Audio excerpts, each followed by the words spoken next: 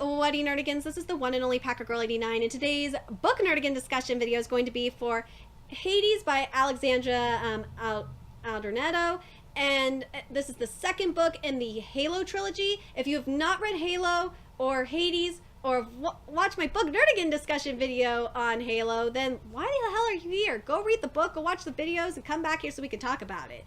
And yes, this is part of the #AngelReadAthon, so I might be bringing up references from this book in my ultimate book Nerdigan rant for Battle Angel. So make sure you stay tuned for that, because it's coming.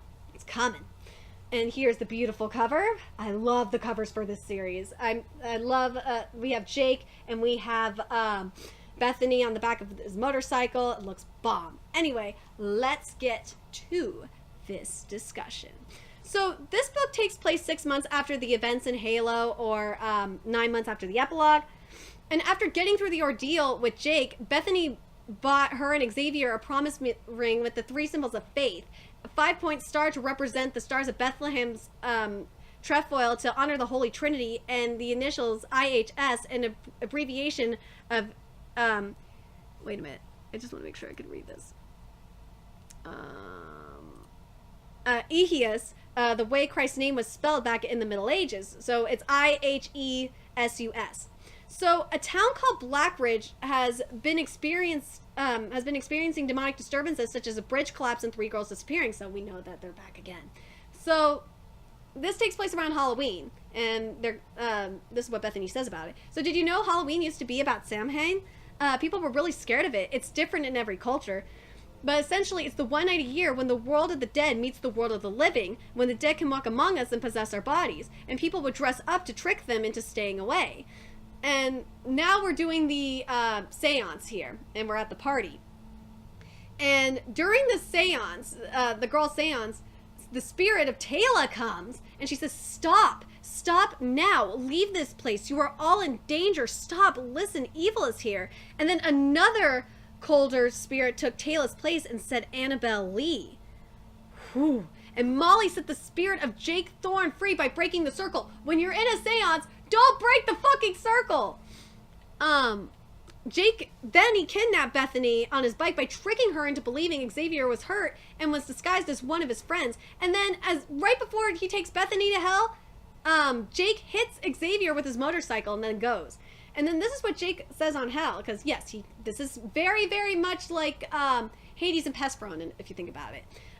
He says this: "It takes a day or 2 to adjust. Until then, you may experience some disorientation or a dry throat. There's no need for alarm. Relax, Beth. You're in no danger. Isn't that obvious? You're here as my guest, Beth, and I've taken care of everything to ensure your stay is a pleasant one." Oh, God. "Don't worry, Beth. This place can be a lot of fun when you're with the right people. Pride is one of our most popular clubs, and it's the only way in, shall we?" So, like, here's the thing. Like, hell is weird. Like, hell looks... I gotta say, for the most part, hell sounds like a lot more like fun. It sounds more like fun than fucking heaven does, that's for sure. And I love how Larissa and Elliot are so blunt about being called the door bitches. Like, hell is full of zombies partying. I mean, if I had to spend eternity partying, that sounds like fun. And this is the receptionist at Ambrosia. And for those that don't know what Ambrosia is also the Gatorade of the gods. "Well, my dear, you're in Hades. Make yourself at home, otherwise known as hell. But don't let Mr. Thorne catch you calling it that. He prefers the more classical name. I prefer the classical name, too. And you know how pedantic demon princes can be. And this is the first time an angel has been taken to hell, so this is really huge. And Hannah, who's the servant there that the girl that Hades took in, or not Hades, Jake took to Hades. He said this: "He's the prince of the 3rd circle, and treason is a capital offense. There are 9 circles in this world, compared to 7 in heaven. Each one ruled by a different prince. Mr. Thorne presides over this district, and he was one of the originals. When Big Daddy, yes, they call Satan Big Daddy, fell from grace. That's what we call him down here. Well, I suppose you would know him as Satan or Lucifer." I miss Lucifer from the Fallen series. He was much better. I hate this Lucifer. And then Bethany says, when Lucifer fell from heaven, there were 8 angels who pledged allegiance to him. Michael cast them out along with their rebel leader, and they became the first demons. And since then, they used whatever means they can to wreak havoc on the earth in relation to their expulsion, in retaliation to their expulsion. It's hard to imagine that Jake was once an angel. Well, no fucking shit. He wasn't born a fucking demon. Here's what the originals are. They were the most faithful servants of Lucifer. The ones who'd been with him from the word go. Throughout human history, he'd sent them to occupy positions of the highest echelons of society. They had crept into communities on Earth, enabling them to continue their corrupting influence on mankind. Oh my god, if Orange Senpai is an original, I swear to God, I'm not giving him his weave that much power. Throughout human history, he'd sent them to occupy positions of the... yeah, I said that already. They had infiltrated the ranks of politics and law. Oh, fuck! Trump's a demon! No! Where they were able to destroy without consequence. Oh my god, I swear, Putin is a fucking original, Trump is an original, and Assad is an original. Who else would be considered an original? I don't know. Well... You let me know your Nerdigan's thoughts on that. Their influence was poisonous. They indulged man, preyed on his weaknesses, and used him to their own advantage. And Hannah says, Jake wants you to be happy. After all, you are to be his bride. Oh, God. I wonder how Big Daddy gonna feel about that. And this is what Jake said about the club thing. What do you think of my club rats? Damn to drink and dance for eternity. That was my idea. That sounds like fun. Does anyone else want to drink and dance for eternity? I would do it if I was with Jake. Yes, I would. Not gonna lie. Don't look at me like that. It's not entirely my fault. I couldn't have brought you here if you hadn't accepted my invitation. I offered you a ride and you accepted. Too bad. Rules are rules. You sealed your own fate by accepting that ride. It hardly had anything to do with me at all. And then there's the other side of hell, which I would not want to be on. So there were clearly 2 distinct groups, the tormented and their tormentors. And the tormentors, and this is very dominatrix-ish, wore leather harnesses and boots. Some wore hoods like executioners. The tormented were either naked or in rags. From the earthen wall hung an array of metal devices designed to inflict pain. Oh man, this is definitely sounds like dominatrix shit. At ground level were vats of boiling oil, a dunking device, and hot coals. There were bodies chained to posts, hanging from rafters, and strapped into cruel devices. And Jake says here, you can't die here. Only the earth entertains such ridiculous notions as life and death. Another one of your father's little quirks. So, basically... Sorry, I gotta blow my nose for a sec. In all reality, only an angel can die if they, give up their wings and become mortal. They give up their immortality with their wings. So, that's technically not true, Jake, but yeah. I never said they couldn't feel pain. Only the demons are immune. The souls, on the other hand, feel everything acutely. The beauty of Hades is that you keep regenerating only to go through it all again. Oh god, I don't want to be in that portion of Hades. Just put me in the clubs. And this is Asia here. The torture cycle set on repeat. We can hack them up, and by sundown, they'll be whole again. The poor suckers look so relieved to know that they're close to the end. You should see their faces when they wake up without a scratch and it starts all over again. Now that's fucking hell. I do not want to be a part of that shit. And then there's Tucker. I love Tucker. Tucker is such an awesome character, and he's going to explain this.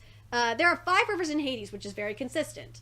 One is for forgetting your past life, but there's another that lets you return to it. Well, at least temporarily.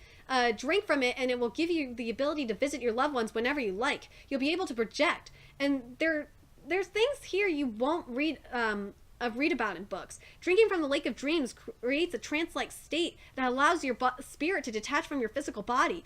It takes skill, but someone like you should pick it up easily.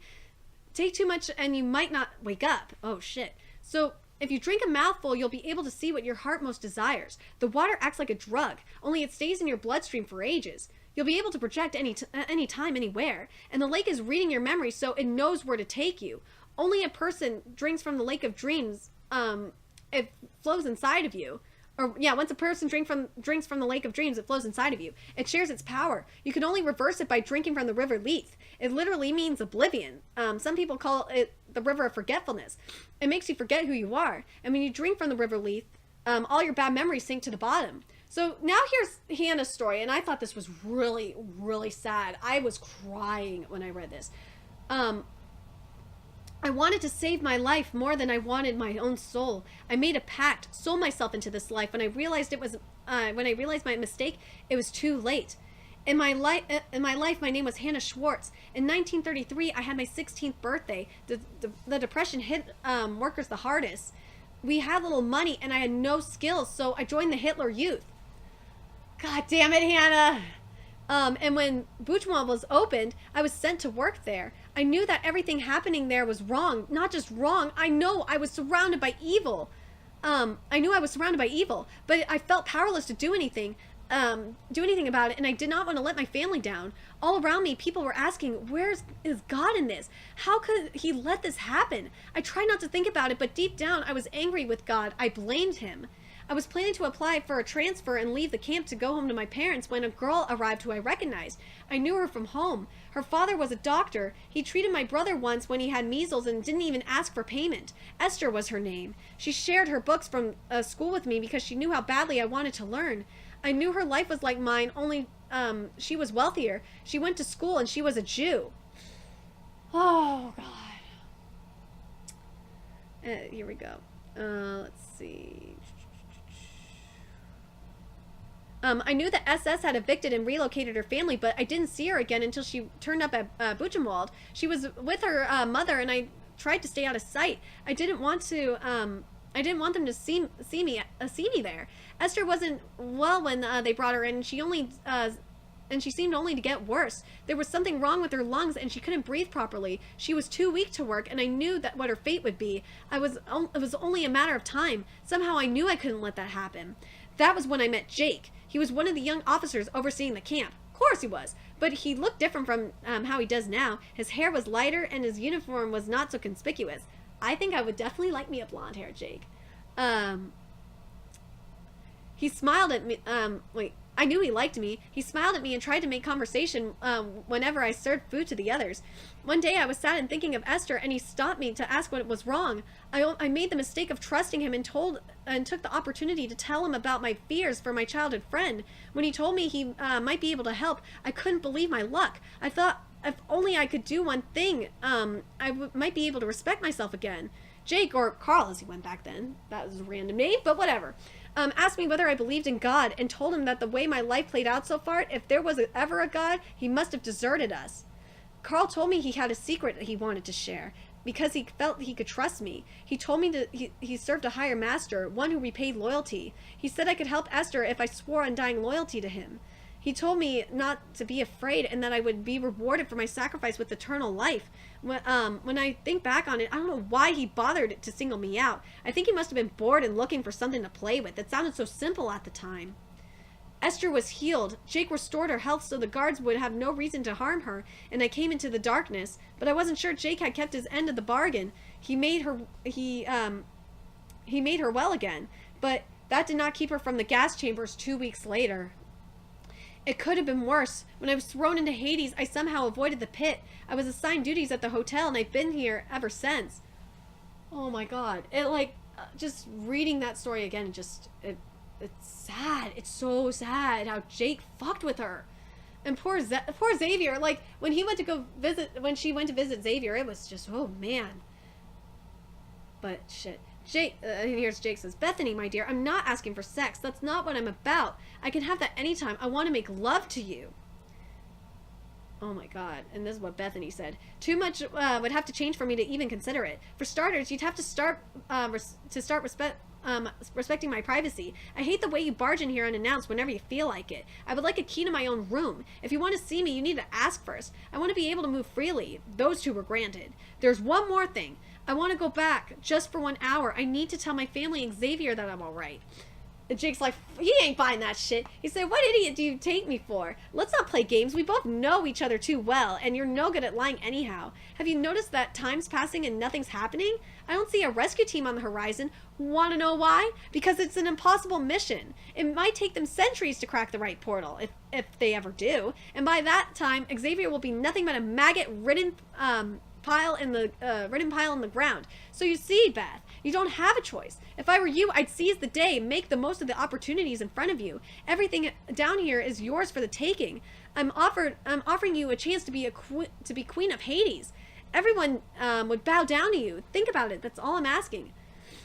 And Archangel Michael shows up while Molly is at Byron with Xavier and Gabriel and Ivy. Oh God, that was just, oh man. She got the sickness and she faded from the glory.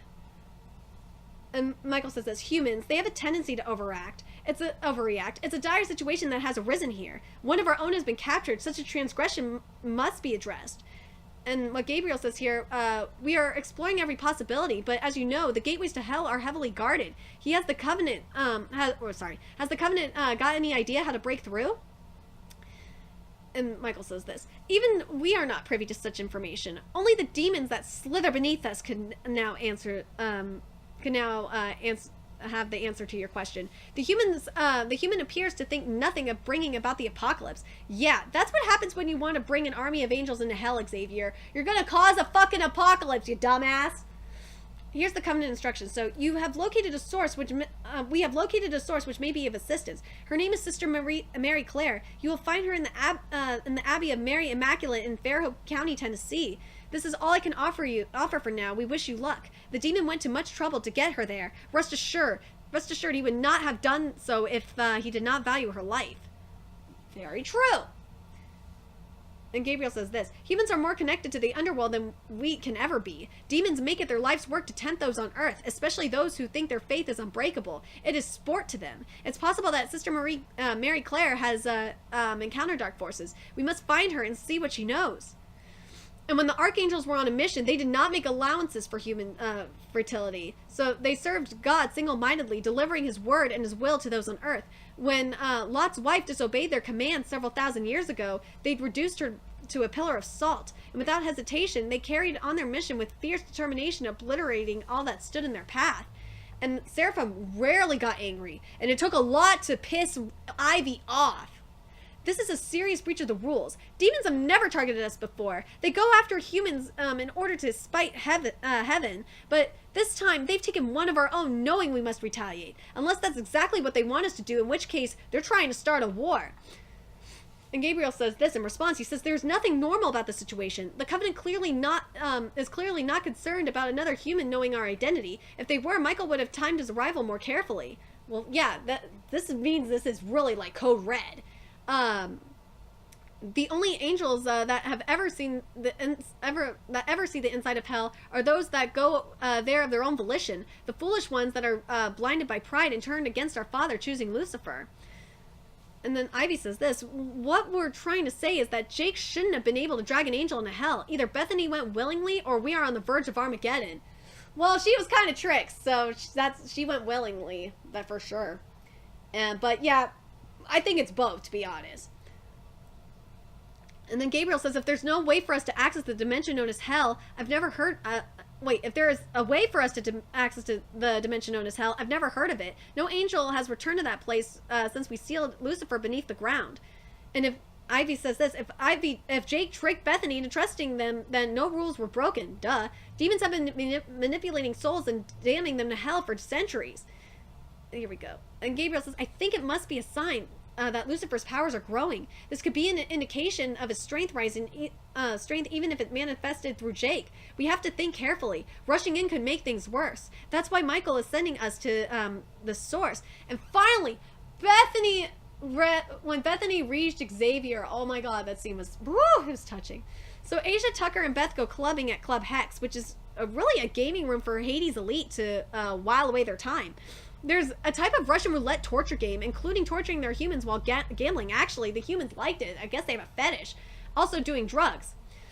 And Asia says this, I think I can help you find what you're looking for. I know what you want, and I may have a contact who can offer some advice. Asia's a jealous little bitch. She is. fuck, Asia. Well, I'd rather not help you, but His Majesty appears to have developed a schoolboy crush, which some would call downright embarrassing. I feel it's my duty as a loyal subject to do what I can to help him get over it. So apparently, in the third circle, and this is where Jake is, there's a rebel faction,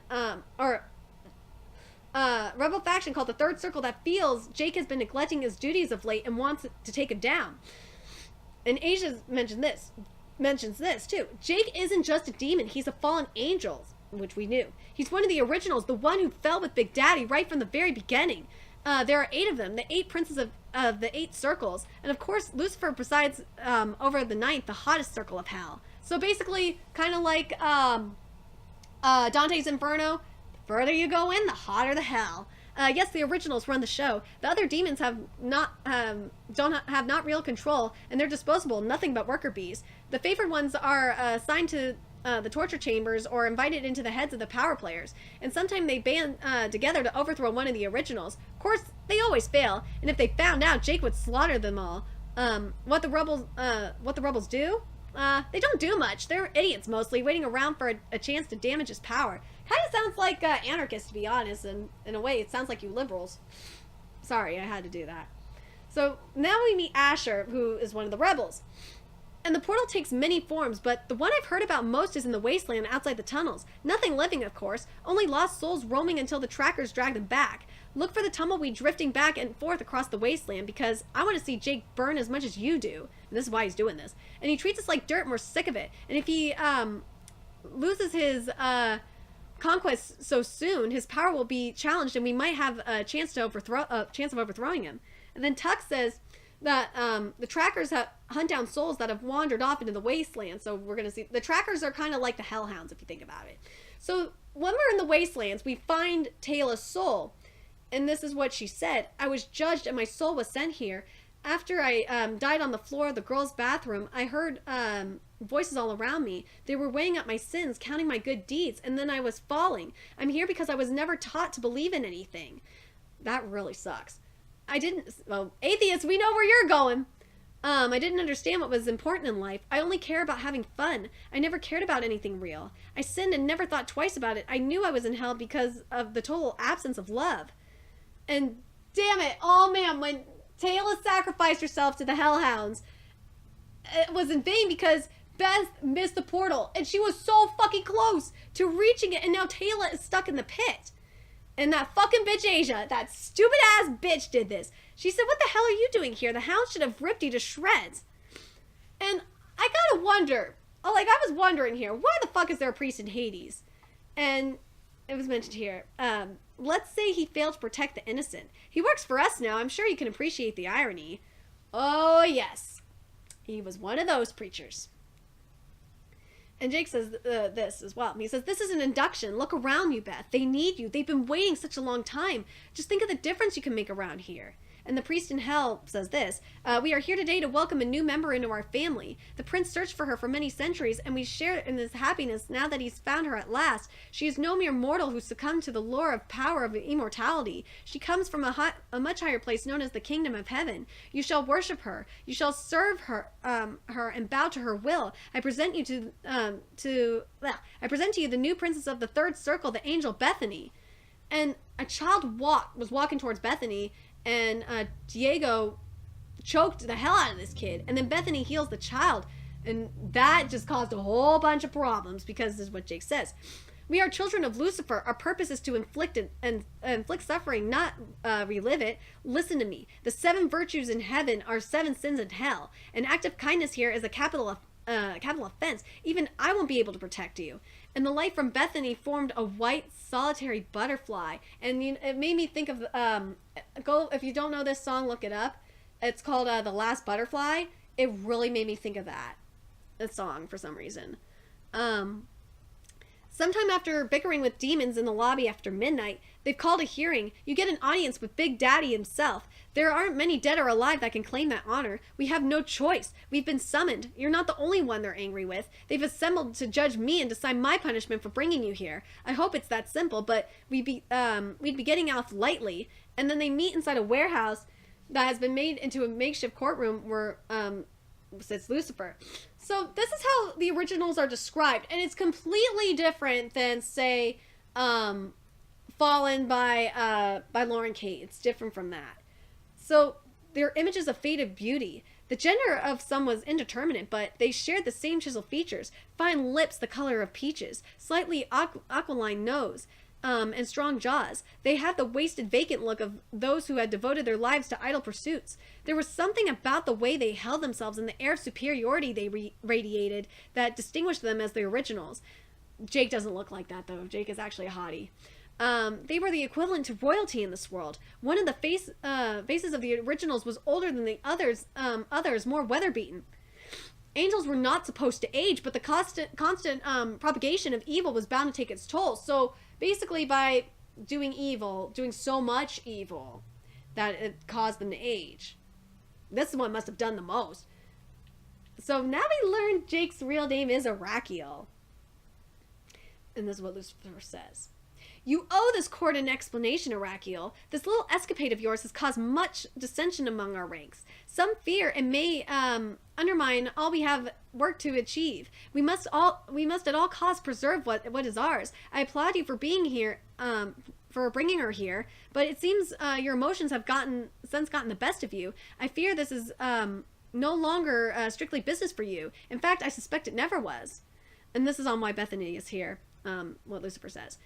It was with my consent that Arakiel brought you to us. You're a pawn, my dear.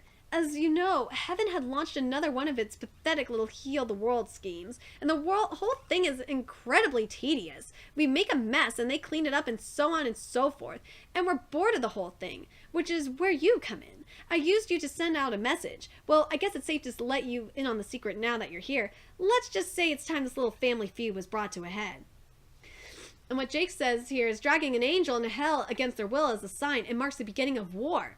And Lucifer says this. There was always going to be a war ever since my self-righteous prick of a brother had me evicted. You better believe it, little angel. We're on a one-way road to Armageddon, and what a show it promises to be. When I put you in charge, I wasn't aware you had invested emotionally in the project. You had coveted her right from the start. I would have never trusted you with this had I known the extent of your obsession. Yes, Jake is fucking obsessed and infatuated. To want is different than what you need. You wanted the boy with the lame leg and the brat from Buchenwald. But Bethany, you need her, and your attachment is weakening you, siphoning your strength. It disturbs me to see one of my strongest fall like this. And why do you think he built this underground cage to contain me? It's because he was scared. One does not need to lock up that which is not dangerous, but I can breed an army and send them out of my place. It's called a loophole, darling. Is it true what your brothers told me? Did she conjure life? You're not following me, boy. Her presence has raised hope. You introduce it in hell, and everything we've worked for goes up in smoke. She's already infected our world with compassion and that dreary love thy neighbor attitude. Here, her very presence here is an aberration. I gave you permission to bring her here. I never said she could stay. There's nothing I cannot do if I so desire. You are at my mercy here, and don't you forget it. I could strip you of your powers, for this. Lucky for you, I don't like to see my sons downtrodden. I can't help my paternal instincts. Send her back? This ain't some fairy tale, boy. We don't work that way down here. You of all people should know that. See that damage she has done to you already? I'm sorry, Arakiel, but this plan of yours has been very poorly executed. From the moment she descended into Hades, you knew it would come to this. Never love that which you cannot keep. Your angel was always condemned to die. And no, my dear, your death on earth would send you back to heaven. It's a whole different ballgame down here. Hellfire is strong enough to annihilate an angel for good. Woo! And that definitely makes sense that it could annihilate an angel for good. Sora says this. If we are to undo her influence and restore the balance of power, we must show the people that we mean business. We must punish her publicly, burn her. And then Lucifer says this. Arakiel, at dawn, you will surrender your angel to us. You have what is left of tonight to say your goodbyes. Can't say I'm not big-hearted. And the burning took place in the 9th circle of hell. And this is what the executioner says. This is what happens to those who serve the wrong master. Heaven's gone bankrupt, haven't you heard? And the fire didn't harm Beth. God protected her. And Gabriel said, and then here we go. So now we're back in Tennessee. So Gabriel says this: the lightning storm, the howling, the scratches on the porch, it all points to one thing. This is the real thing, and it's 100 times stronger than a spirit and more vicious. What we're dealing with here is a case of demonic possession. And holy light will sear the demon, but leaves Mary Claire's body completely unharmed. And what Gabriel says here is that powerful demons can conjure portals at will. That one was only temporary to serve Jake's purposes. Because we found out about the train there. And this is why the train station there is. So Ivy says, if there was a train wreck in Broken Hill, it could be true. Traumatic events causing loss of innocent lives can result in the formation of a portal. And Gabriel once described going into a demon's mind was thick and clogged with sticky black substance like tar. That's why exorcisms were so draining for the afflicted human beings. Once that stuff got inside you, it stuck. It clung to you like glue, infecting you and spreading like a fungus until every inch of you belonged to them. Some humans didn't survive the separation. It was like tearing apart two souls, only one half didn't want to be separated. And the longer angels lingered on Earth and mingled with humanity, the more finite their powers seem to become. So, yeah, so that's why angels have to go back to heaven once in a while. You know, even the Watchers. This is just crazy that it's even affecting Gabriel. And Jake on is wrong. So, wait, this is what Jake says here.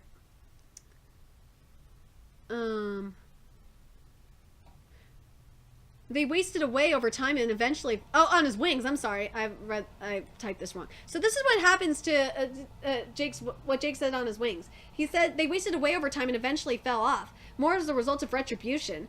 Oh, so Jake got Beth out of jail so she can fly in the gorge. I thought that was so sweet. And that makes sense for why the fallen angels don't have wings, because their wings are white. Meaning, you know, like for purity and shit. So if you're committing all these sins, yeah, they're gonna fall off. Whoa, Ivy just pulled a Kahlua, but by manipulating her hand and ripped out Diego's heart. That shit was awesome. I was thinking of Kahlua when that happened. If Beth loses her virginity to Jake, he will not hurt Xavier. That's the thing. So Gabriel says the earth is always hotter above a portal into hell. And Michael says, I've come to offer you my help. He came back. I bring with me the most powerful person throughout heaven, a powerful weapon, throughout heaven and hell. It can open a portal as easily as popping a cork. It was for me to decide when the time was right. And the Covenant meant to discuss this unforeseen predicament. And Lucifer knows the power of the angel he holds hostage, and he plans to use her to achieve his own ends. But divine essence in the hand of any demon is dangerous. Lucifer's aim is to bring Armageddon, the final battle, and he hopes to use the angel to his advantage. The forces of heaven must retaliate. She's the catalyst, if you like. The demons want to trigger a full-scale war, but will not descend to their level. We will not descend to their level. We will show them the might of heaven without the need for bloodshed. And heaven can always intervene, but he chooses the appropriate time. Otherwise, we would be taking advantage of God, so it makes sense. We are merely his messengers. If our Father righted every wrong in the world, nobody would learn from their mistakes. Yep. We reward faith and loyalty, and you, Xavier, have demonstrated both. Besides, your journey is not over. Heaven has plans for you. So this is what Xavier says on Michael's sword. Of course, it's in Revelation, and there was a war in heaven, and Michael and his angels fought against the dragon, and the dragon and his angels fought back. The dragon was Lucifer. And Gabriel says Michael was the one who cast him into hell at our Father's command. And just as Jake was about to take Beth's virginity, Ivy, Gabriel, and Xavier came to the rescue. And that bastard Jake fucking lied. He was still gonna hurt Xavier anyway. Fuck you, Jake, you piece of shit. And Gabriel says this: if you touch him now, he's going to take with you into death. And because Gabriel killed Jake with Michael's sword. And if you can't reach out to Jake. And I feel so bad for Jake because he was starting to come around, and I feel like he could have had redemption. I really do, but fucking Jake. And then here's the epilogue, and we're at graduation day. And Xavier says this: Beth, there is no doubt in my mind that we belong together, but to spend the rest of my life with you would be an honor and a commitment I would cherish. Beth, will you marry me? Yes, he proposed! It's all taken care of. Father Mel has agreed to help us out. In fact, he's waiting for us right now down at the chapel. And it ends with, and this is in the Sweetheart Cafe. Well, this is where they went on their first date too, back in Halo. I nodded and reached hesitantly for the ring, still struggling to believe that something so intricate and so precious was to be mine. But I never got the chance to try it on. Just as Xavier's words were spoken, the very earth beneath us began to shake as if heaven itself were in revolt. The ring slid off the table and tumbled onto the trembling floor. The thing is with Alexandra's writing, I love how she gives us these cliffhangers, so then we have to go into the next book. But anyway, what did you nerdigans think of this book? This is my favorite of the trilogy. I love this book. Let me know your thoughts in the comment section below, and remember to like, comment, share, and subscribe to Nerdigans Inc. If you love what I'm doing and want to contribute to the Nerdigans Inc. expansion, there's a couple ways you could do that. You could donate to the Nerdigans Inc. Patreon or purchase something off the Nerdigans Inc. Amazon wishlist. Both links are in the description box below. Also, make sure you follow me on the Twits, aka Twitter, follow my Twitch channel, and friend me on PlayStation Network. Everything's in that description box below. And until next time, my fellow Nerdigans, I will be seeing you later. Bye!